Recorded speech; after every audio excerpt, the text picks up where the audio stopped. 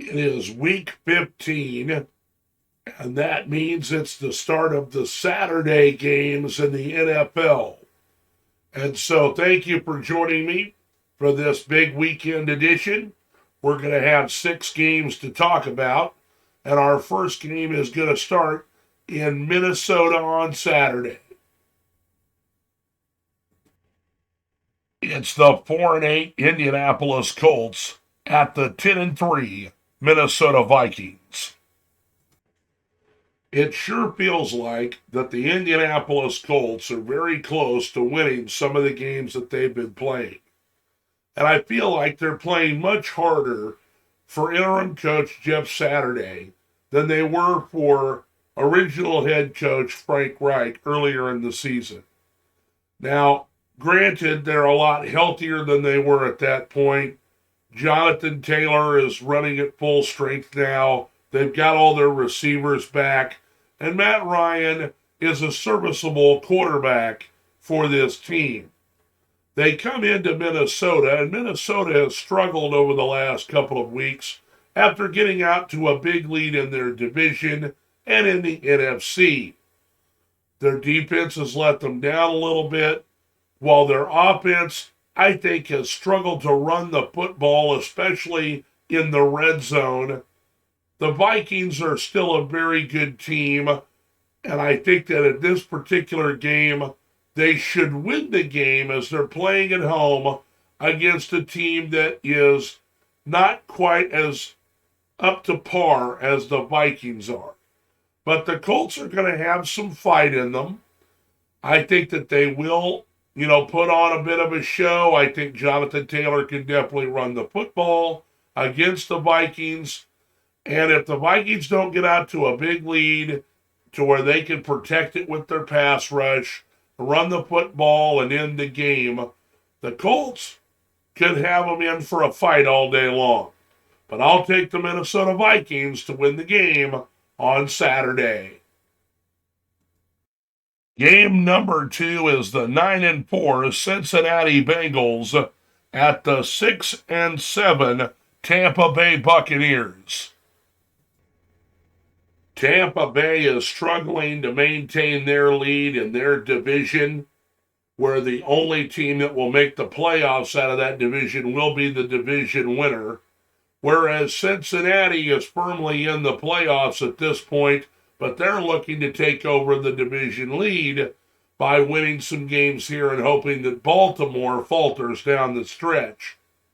Now, Cincinnati has really come on here with their running game the last several weeks, and that I think is a result of the fact that Joe Mixon was injured, and so the second running back, Samaje Perine, has really had an opportunity to blossom here and have the opportunity to show that he can be a part of a two-headed monster, and so they have done that. They're running the football well. Jamar Chase was out for a couple of weeks, and that opened up the other receivers to show what they really have and what they're capable of. And so this team beat the Kansas City Chiefs recently.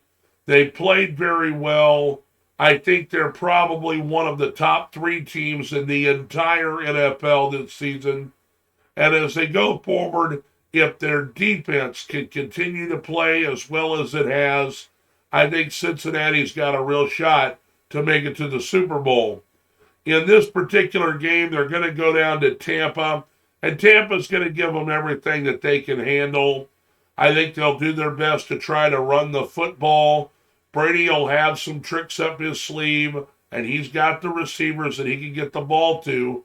But the offensive line has been in shambles all season, and they don't allow enough time for him to get the ball out.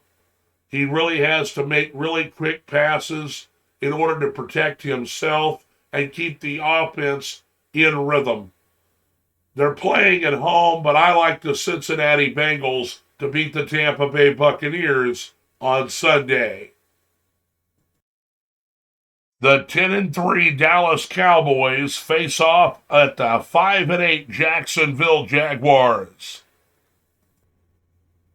Dallas can clinch a playoff berth with a victory in Jacksonville, but I don't think it's going to come easy. Jacksonville has been a revelation this year and has really had some growth under head coach Doug Peterson. Peterson knows the Cowboys well from his years as head coach of the Philadelphia Eagles. Trevor Lawrence is showing why he was the number one pick in the draft a couple years ago. They've started to run the football with a lot more authority. We got Travis Etienne, and then he's got James Hasty behind him. They've got some decent receivers in Jacksonville, and if the defense can hold up its end of the bargain, I think Jacksonville can give Dallas all it can handle down in Jacksonville. I think this is going to be a very close game, but should the Dallas Cowboys get their running game going like they have over the last several weeks, and it just starts to roll downhill with Pollard and Ezekiel Elliott, Dak Prescott can make a few throws here and there, and the Dallas Cowboys are going to win the game in Jacksonville on Sunday. Both teams are 7-6 and appear to be headed in opposite directions as the Tennessee Titans take on the Los Angeles Chargers. The Titans have faltered down the stretch here, whereas the Chargers have struggled to come back from having a poor record to being in a winning position. The Chargers have played some really tough competition over the last several weeks in the forms of the 49ers and the Dolphins. I think they're finally starting to get their act together. They're getting healthy on the defensive side of the football, and that spells trouble for teams that are not going to want to see the Chargers in the playoffs. As for Tennessee, it's, pretty much the same old story. They run the football well, and if they do not run the football well, they have no chance of winning the game. Ryan Tannehill is not an elite quarterback, and while they have some decent receivers, it seems that they rely too heavily on that running game, because if they have to pass the football, they turn the football over and they get themselves into trouble. Now they're going to the Chargers here. They're going to be on the road. They've had a couple of disappointing losses over the last several weeks. I think the Chargers are definitely going to give them all that they can handle in this game. I think you'll see a lot of balance from the Chargers, especially now that their wide receivers are getting healthy. Austin Eckler is going to run the football well against this Titan defense, despite being one of the better run defenses in the NFL. And if he gets some big yardage, you're going to see the play action pass open up. Herbert and the Chargers are going to beat the Titans on Sunday. Flexed into the Sunday night football spot at 7-5-1, identical records, is the New York Giants at the Washington Commanders. These two teams played each other just 2 short weeks ago, and Washington went on a bye, and so they've had an opportunity to look over and see what they did wrong in that particular game and prepare themselves with 2 weeks to get ready here. The Giants ended up playing in a game where they had to go on the road, and they're coming off of a loss. And so when you look at these two teams, they had a big battle back and forth a couple weeks ago. Again, that game ended in a tie, but I think that things are going to be a lot different this time around. I think that Washington got themselves a little bit healthier. I think they're going to run the football. They're going to have Gibson and Robinson. They've got a bit of a two-headed monster there running the football.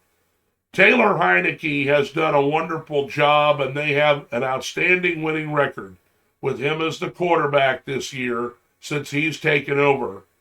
And I think in this particular game, while the Giants will try to run the ball with Saquon Barkley, They'll try to make some plays down the field. They just don't have enough when it comes to playing against Washington. I think that the Commanders are going to win this game and secure themselves a playoff spot as we head down the stretch here. Monday Night Football, you've got the 4-9 Los Angeles Rams at the 5-8 Green Bay Packers.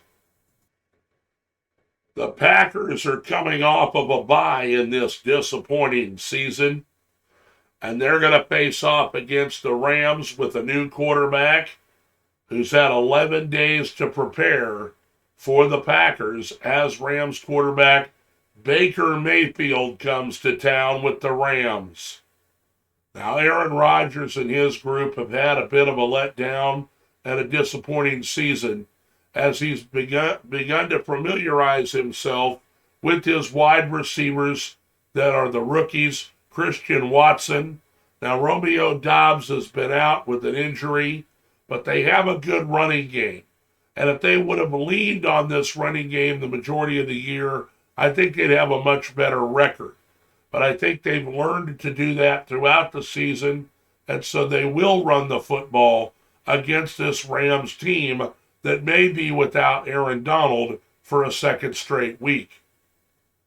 For the Rams, Baker Mayfield came in on a Thursday night with pretty much zero time to prepare to be the quarterback and led the team on a last-ditch effort and won the game on the Thursday night here last week. And so I'm sure he's had a lot more time to familiarize himself with his teammates, with the playbook. He's going to be the starter going forward for the Rams.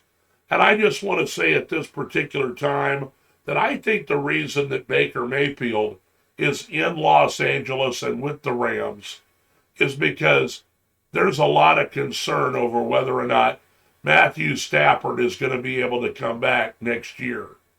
There's talk that he may need Tommy John surgery in that elbow. The concussions and the neck injury have been a problem for him this year.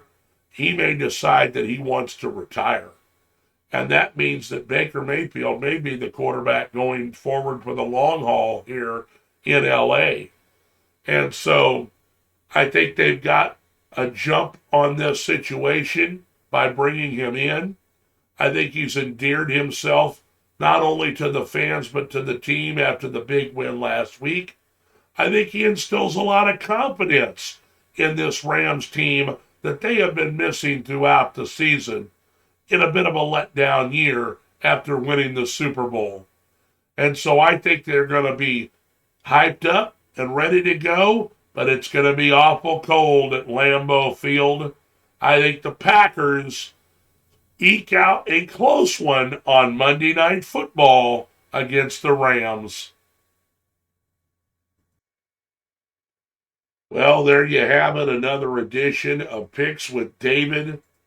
Going forward here, week 15, let me be the first to wish you all early Merry Christmas and Happy New Year as we head here into the playoff push in the NFL. Great time of year where we're going to have 3 days in a row of football here on the weekend and Monday. And it's going to be even more hectic and crazy with the schedule with the Christmas Day games going on next week. So thanks again for joining me here on Facebook and YouTube. Be sure to like and subscribe my video if you don't want to miss out on any of them. And on that note, we'll see you Thursday for the Jags and Jets. Until then, have a great weekend, everybody.